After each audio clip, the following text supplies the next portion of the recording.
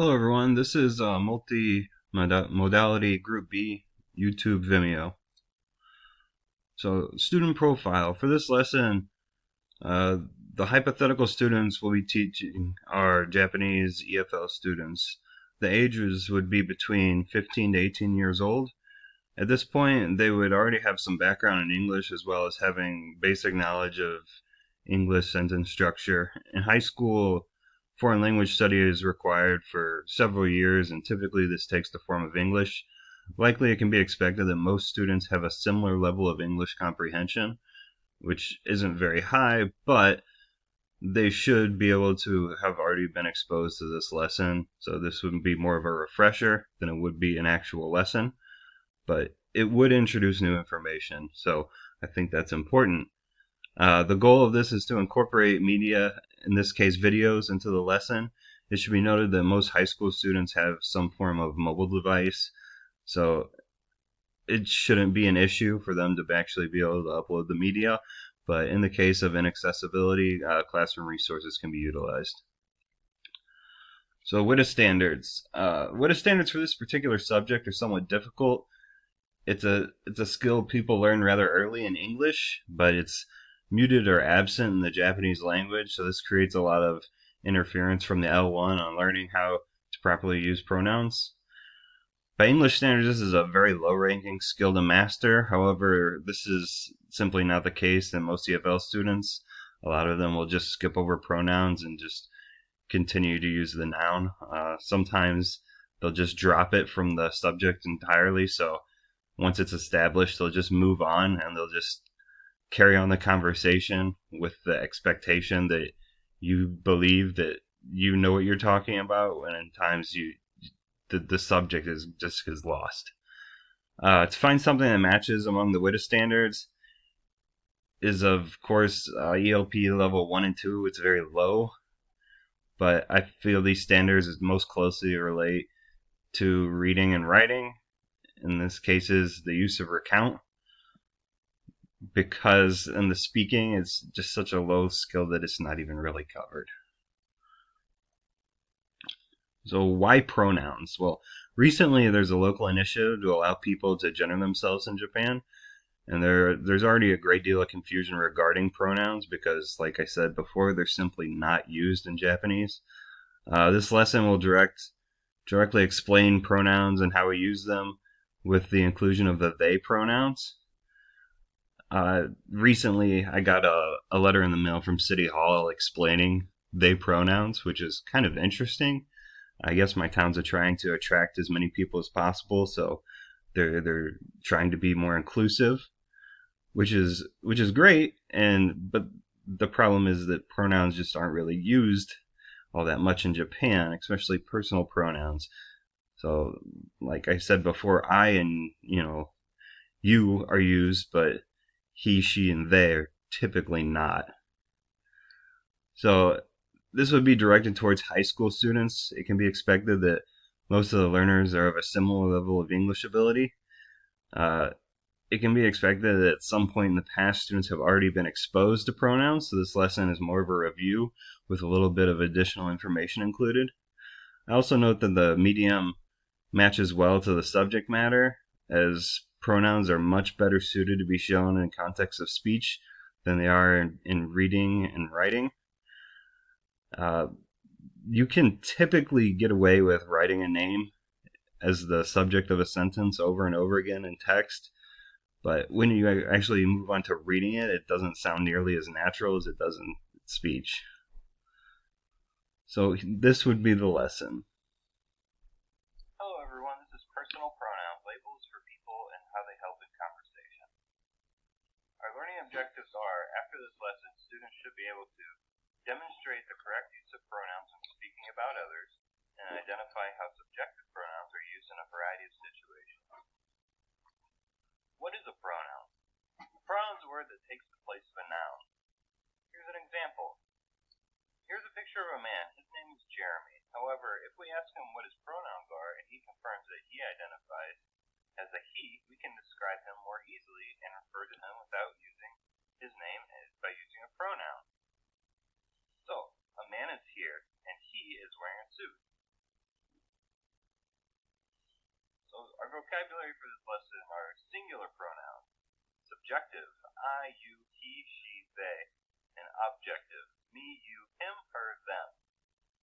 For plural, subjective, we, you, they, and objective, you, us, them.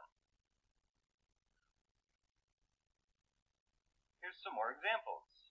For our example sentence, we can use a statement like, Sarah went hunting. However, if we know that Sarah identifies as a woman, we can say that she went hunting. In this example, she is the pronoun, and it takes the place of a noun, which is the name Sarah. It's important to remember that a pronoun is a word that takes the place of a noun. Example 2. One more example. Sometimes a person simply doesn't wish to identify as he or she. In this case, individuals may be referred to as they. Instead of saying he is fishing or she is fishing, it's proper to say they are fishing. The they pronoun is a good way to identify someone if you are unsure of their pronouns.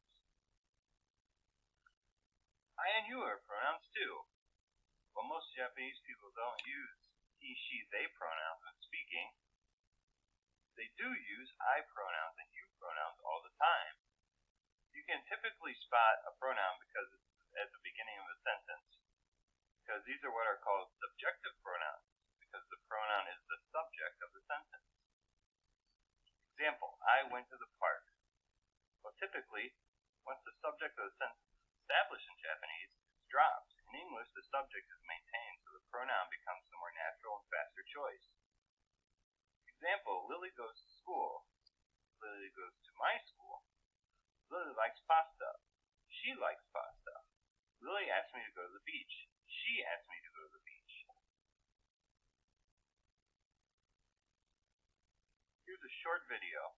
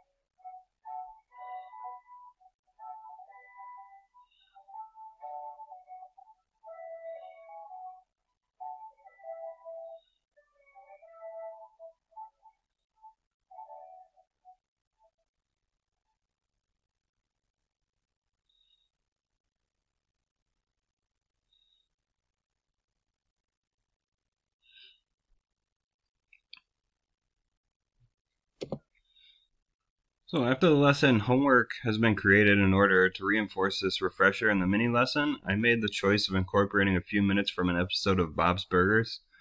I've made a distinct choice to make this a listening comprehension activity with a pronoun practice in conjunction with the listening comprehension. The purpose of this is to focus on entertaining media vice something stuffy, which is solely has like an educational nature. I feel this is the best choice because it opens the student up to all the possibilities of media as both entertainment as well as studying.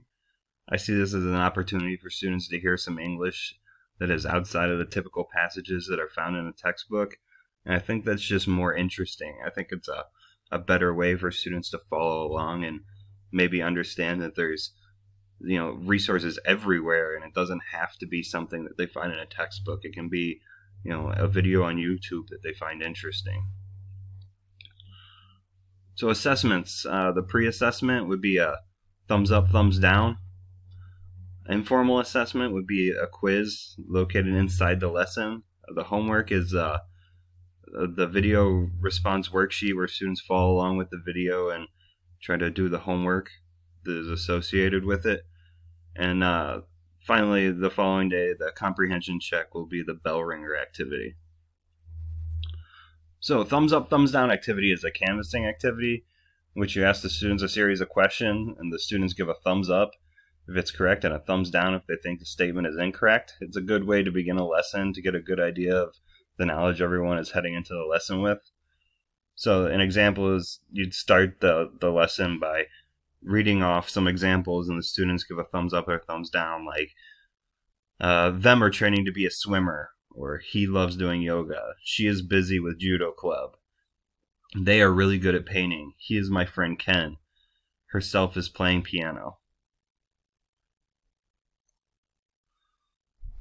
I note that while these are rather easy, this concept is important. The students get practice because the goal is to reinforce a concept that's already understood and familiar. Incorporating a worksheet or a quiz is a good way to give students practice prior to giving them homework to ensure they understand and have no questions before the actual video activity. So this is a worksheet I made. It might be a little difficult to see, so I've included a QR code that you can scan if you want to actually bring up the actual worksheet. So, the homework. While the subject matter may be considerably less tasteful, I choose this particular video because I believe the subject matter is acceptable enough not to offend any sensibilities. And I believe most Japanese people would find this video humorous. Something I note is that remains constant in Japan is that aside from like Unko Sensei, which means poop teacher, nothing that is educational is really entertaining. It's all pretty stuffy. It's not really designed to be fun. It's just designed to teach you something. But I think that if we pull examples like this, it can be both. So this video is designed to be entertaining with pronoun practice and video comprehension exercise. So here, we don't need to see that. A little more off the top, and go on the back and the ears, a little more glue. Show me. Voila! It's perfect. I've been tarred and bombed. I don't know how I got that arm hair to look so sad, but I did it. So if you want to watch the full video, I'll include a link, but I think we can move on with the presentation. So the bell ringer activity. It's an activity where you ask questions from the previous day. So you write them on the board, and when the students come into the class, it's already there for them. So the next day's lesson begins with a mini review. It's a good way to be in class without wasting any time and offering a way to check who understood the assessment from the previous day. So as an example, you would just have blanks on the board, and you would write blank are a writer and wrote this book themselves. Blank is a hiker and is training to climb Mount Fuji by herself, and blank likes fashion so much he wants to open his own clothing store. So questions for all of you. As technology becomes more prevalent in our daily lives, do you foresee capitalism making this technology more available or acting as gatekeeping? Why? Do you prefer the traditional method of textbooks modeling language, or do you prefer the video so students can see examples in the wild? Why? What would you consider to be appropriate use of video as homework? Do you think there's some place for this kind of assignment, or is it too invasive?